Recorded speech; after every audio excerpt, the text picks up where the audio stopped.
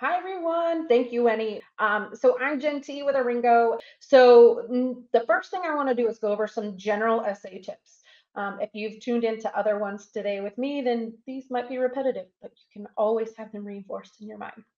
So, first of all, every application that you do needs to be authentic. That is what the admissions committee is looking for. They're looking to find unique people that want to be part of their cohort and they're curating a class. So it is key for you to be authentic because MBA admissions committees don't want to hear what you think they want to hear, right? Like that. So be authentic to who you are. Then do your research, the website, events, talk to students and alumni. These are going to help you with filling out this application and writing essays that really show you've done your research and help the school, specifically Stanford, feel like you want to be there because of specific things, not just because of rankings, just because it's Stanford. That's not a good enough reason. Believe me, they get that essay or they get those essays a lot. And then think about what the admissions committee is looking for. They want to see your academic readiness. They want to see what type of leadership you've had and the potential you have to grow. They also want to make sure that there's a recruitment alignment. So, are the things that you're looking to do post grad what makes sense at Stanford? Again, make sure that's authentic because if it's not and they're not the right fit, having Stanford on your resume isn't going to be as valuable as getting where you want to be after the MBA. Then they want to look at the personal qualities. Are you a good fit? What kind of contributions are you going to make to our community? And each school has their own vibe. So being able to kind of assess that and show how you're a good fit is important. Then next, you want to make sure you actually answer the prompt because it's easy to go on a tangent and tell a story, but not be able to actually, answer what the question is. And so that leads into the next bullet point of asking yourself, so what? I told you this big story, an elaborate story about this, but did you get the gist of it? Do you understand what I'm trying to tell you? So what? And then if you're struggling to get started, oftentimes it's easy to just start to get something on paper. You could write down an example of what you wanted to share using the STAR method, right? Talk about the situation, what you needed to do, the action you took, the results, and what you learned. And then you can start to frame it up to make sure that it fits the school, the question, and edit and cut down as you need to get where you need to be. So, the other thing that I'll say is that Stanford takes a very personal approach to their application and to making sure that you're a good fit. They have several essay workshop presentations online. And so, if you are interested in learning more, you can always get them, like the admissions committee.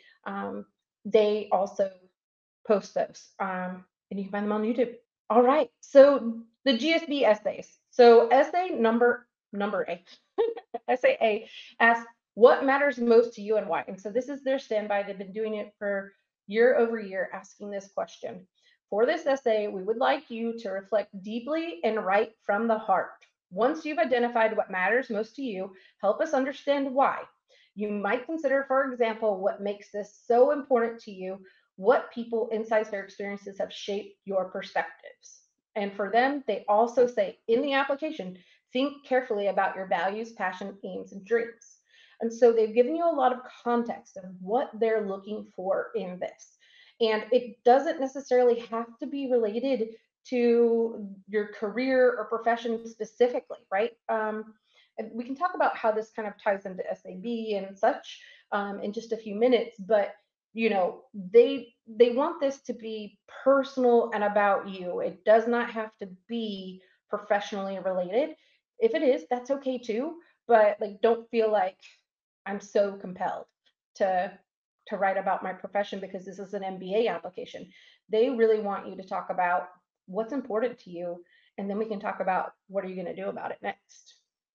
Okay, so I have shared an essay that we have that came from a GMAT club member who volunteered to share their essays. And I'll say that they definitely did a great job of kind of bringing in the reader to make them interested. There are some ways that they could have done things a little bit better, but I'll kind of give you the gist of their essay. You can read it on your own if you want, take a screenshot, whatever. But they started with, we don't need TV or internet. read some books instead. They are better for you. So essentially, they're telling a story of how when they were a kid, they weren't allowed to watch TV or use the internet. And so instead, they had to read books. And this is the way that they learned about the world. And it motivated them to kind of figure out how things work. And then how this kind of bled into, you know, what they started learning once they did have the internet, like when they got to college and stuff later on, and then how they included it in their professional life. So I didn't include the entire essay because I feel like we can start here and be in a good spot for just this conversation. But when they talk about this, the story they jumped in, I would say that Stanford doesn't want you to just like make a blanket statement of this is what matters most to us. They want you to show them what matters most. So you don't have to make a blanket statement to say this matters most to me and da da da da da da. But if you're not going to put the prompt in the essay, then make sure that it is something they could recognize. So Mark, who is one of our amazing editors, he helped me go through this essay and he had some great pointers. But one of them was, if you look at the third one down, says, this is a good point to introduce the prompt. Despite not having access to the internet, it didn't stop me from pursuing what matters most, learning how the world works. And so this is the way that he could, or he or she, actually, I don't know, could really blend that essay prompt into it and make sure that they know what it means. It's, because sometimes reading this is like, is it curiosity that matters most, or is it about, books or what? And there's a little bit of humor infused into this as well. So it said like a couple sentences in, um, through this process, I learned about many things like how cars and planes work or why there was a war against the emu population. Spoiler alert, humans lost. So something funny, you can include that. You can infuse this humor, show your personality in this essay as well. But you want to be able to show them how something that has been important to you has carried out through your life, whether that started when you were at a formative age in maybe elementary or primary school to today, or even something that started when you were in college or when you first started your first job after college. It doesn't have to be something that was lifelong. It could be something new that matters more to you because of some significant event. But this is a great example of how to use this essay to share what's important to you with the committee. I did leave this editing in here because I wanted to show this and I could have eliminated it and not even showed this to you. But this person, after they wrote their intro paragraph, went into something about how they like things changed during COVID and things took a turn for the worse and things like that. And maybe they were wanting to share a struggle, but it actually wasn't really adding much to the essay and was taking up a lot of word count. And so it was like, well, I don't know if this is 100% relevant to the actual prompt. And you want to kind of make sure that you're staying on topic. Like, what did it add to talk about what happened during COVID with this specific story? It kind of didn't add very much more. So this is where it's like you could actually skip this and then go into your professional life and talk about how this curiosity and knowing how things work led to your professional career and what you do on a day-to-day basis. All right, so moving on to essay B. So why Stanford? Describe your aspirations and how your Stanford GSB experience will help you realize them. If you're applying to both the MBA and MSX, use SAB to address your interest in both programs. The other caveat to that is that this essay also shares word count with essay A. They put some guidelines in there that they think that you should use more word count for what matters most and less for why Stanford. And it's okay if that's not the balance that you find of sharing. I think it's like 1,050 words. So just, it's a guideline. It's not something you absolutely have to follow. So I don't have an exact example essay for this. So what I'm going to do is tell you a little bit about how to better get this right. So you want to do your research about Stanford. they have a tab on their main screen that says why Stanford MBA. And they have every bullet point that they have to share is through that tab. And I would say that, their marketing is targeted towards what makes Stanford special. Same thing for every MBA program. Look at their marketing. They're going to tell you what it is that's special about their MBA, makes them stand out compared to any other program. So use that research or that marketing to be able to do your research. So another thing is, maybe you're interested about the global impact of your interest area, or being able to learn about different cultures, whatever it may be. There is a global requirement, and so you can reference these different global immersion programs that they have, the GMAX or the GST or STEP program. So you can look into those and say, like, I'm really excited about this, and being able to go to this country and learn about finance in London from a different financial hub, or whatever it might be. The other thing is that they have a ton of joint degrees, AOPs, or action learning, actual learning labs. I think that this was called public policy labs, designing experiments for impact, the startup garage. So there, again, are so many unique contributors that you can find at Stanford, again, and in any other school, to be able to infuse them into why this school. And then also you want to look at the student clubs. So the clubs, there's going to be generic ones like the consulting club, but then there's also going to be like ones that are related to, I don't know, gosh, like local cuisine, or the spouses club, or things like that. So you can look and find student clubs that are important to you and your future and make you excited about Stanford, and use that. Other things are like the resources that are in the Bay Area or Silicon Valley, different forums that come specifically to Stanford. Use those elements and put them into your why Stanford, so they can see you've done this research, you know that Stanford is the right fit for you. Okay, so the next part is there's an optional question, and it says, think about a time in the last few years when you've created a positive impact, whether in professional, extracurricular, academic, or other setting. What was your impact? What made it significant to you or to others? And you're welcome to share up to 3 examples with 1,200 characters each, approximately 200 words. So I I love that it's like it's technically not required, right? But if there's more to you and you feel like you need to share it, this is your opportunity to do it. This is your marketing tool. You have your resume, you have your essays, and then you have 3 more opportunities to share more information with the committee that isn't like the additional essay or additional information.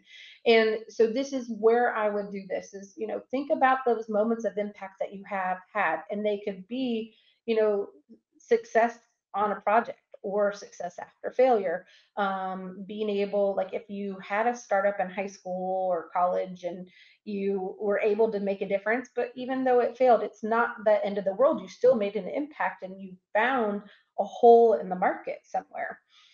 So that's something that you could talk about. It could be mentoring. It could be, and this doesn't always have to relate to essay A and B. This can be completely separate. This is the one that doesn't necessarily have to connect, but you can share this opportunity, or you have an opportunity to share more.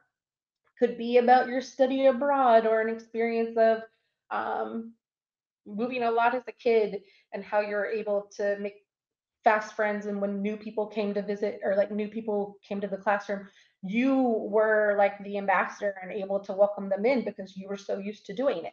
Oh, wait, that's a personal story. But this is a great way to share more with the admissions committee, and I would take the opportunity to do it. I wouldn't force it, but absolutely a great time to share it. Next is kind of like a generic kind of advice again about essays. And so most schools will either have an additional information section, and I believe that's Stanford, like, is there any additional information we need to know about you and your background? And for them, they're a California school with all of the changes of DEI and inclusion. They're not allowed to ask as many profile questions as they used to. So if you have something you want to share about your background or your identity, this is the place to do it. So technically, they can't include race, gender, etc., as part of the selection. But if it was something about your background that influenced who you are, you have the opportunity to do that in the additional essay for Stanford. Now, moving into the optional essay, so not the impact essays we just talked about. Sometimes schools will have an optional essay that's like, is there anything else that the committee should be aware of? This is your opportunity to address maybe a low GMAT score, low GPA, or a work gap, or anything else that the committee might see and not understand or may have to make some assumptions about. This is your opportunity to clear any of that up so that they don't make assumptions, because sometimes there could be 5 to 10 people reviewing this application and all making different assumptions about what happened during that time period. Did you get fired? Did you get laid off? Did XYZ happen? Did you job hop? And so, they want to know that information so they don't have to make assumptions. My assumption that is like, if you had a low GPA, somebody somewhere is going to be like, they're probably playing video games the whole time. That's usually not what happened. So anything you do to explain it, do. And then the last thing is the reapplication essay. So most schools, if you are reapplying, will have this essay, just to know that, one, you should not write the same or submit the same exact application you did last year. It didn't work, so why do it again? So update your resume, refresh it, put on new things that have happened. Then you want to do new essays. They can be in the same vein, same kind of, they can have the same kind of goals, etc., and make sense like that. Put something new in there. And then lastly, the reapplication essay should say, this is the difference between last year and this year and what's changed between now and then. And give them those updates so that they can see your career progression, your personal progression, changing goals, or perspective. Okay, great. So now we can go into questions. I see the hook being used a lot. Should every essay have it? So you could, and like I would say that, like, just in case you're not familiar with what the hook means, is something like, you don't need the internet or TV, and then like putting that into context of what that really meant to that person. So giving a quick lead in to the impetus of what's important to them. So you don't necessarily have to set a hook for the admissions committee to come in. We saw somebody earlier in a different session. They have used a really descriptive way of talking about going to visit a client that was they were describing the hum of the manufacturing floor and how they felt in that moment of being in that arena. And I would say that wasn't a hook, so to say, but it was something so descriptive that the admissions committee would want to read more. They read 1,000 essays, and actually thousands of essays for Stanford. And so I would say making sure that it's unique and speaks to who you are is important, but make sure you share the details. Mhm. Great, thank you. Okay, so I am applying to both MSX and MBA. In the SAB, how do you speak about why Stanford for MBA and MSX without looking like you don't know what you want? Yeah, so I totally understand this. So I would say, my advice typically is that I know I'm ready for the next step in my career. I believe that the MBA, no matter if it is full time with an internship or full time through MSX, will get me to the next point. I like the benefit, or I would want the benefit of an internship or something like that, right? Like this has to do for a lot of people that are on that cusp, right? That have 8 years of work experience or more, and kind of like, I don't exactly have to have it to be successful, but I do want the internship. So that's where you want to show, I would like the opportunity to have an internship, and utilize these resources, especially having 2 years. If you need the time to take additional electives from across the campus or across the street, ATS, as they say at Stanford, then you want to, include that in your essay so that they understand that, there's some reasons that you're applying to both is because, you'd like a little bit more time or exposure, but they also know that things can be limited as well. And then this one is the last one that's related to the essays. Do essay A and essay B need to connect in ideas in terms of present to future? Does it need to touch on employability aspect after MBA? So in theory, it should, right? So the the goal of the MBA at Stanford would be following something that is important to you, right? They want you to be passionate about what you want to do and making an impact and helping business be successful as a business and in society. So ideally, it should be something you're passionate about. So, what matters most to you should connect in one way or another. And it doesn't always have to be so blatant, right? Like, like, I love solving problems. I've done it since I was a kid. I started with a Rubik's Cube, moving on up until I was in Boy Scouts and I found, how to make the best or the fastest cardboard race car. And then, moving into college as an engineer, I always was looking to solve problems. And now I want to solve bigger problems by moving into X, Y, and Z, product development, entrepreneurship, whatever it might be. You can still take that essence and put it into your future. And why Stanford? I do think why Stanford should be pretty future oriented. And that's why what matters most can be focused on the past and the present. And then the future can be put into why Stanford. I do think that your employment needs to be mentioned because it needs to be mentioned somewhere. I do believe there's a short answer somewhere about what your career goals are, but you still want to be able to show that and highlight it in your essay of why Stanford so that it re-cements or affirms why you want to be there for the admissions committee. Great, thank you. Jen, is there anything else that you want to add? Nope, super excited for everybody. Thank you so much, Winnie, for all of your help and good luck in your year ahead at Yale. Perfect. Thank you so much. All right. Thank you, everyone. Bye. Bye.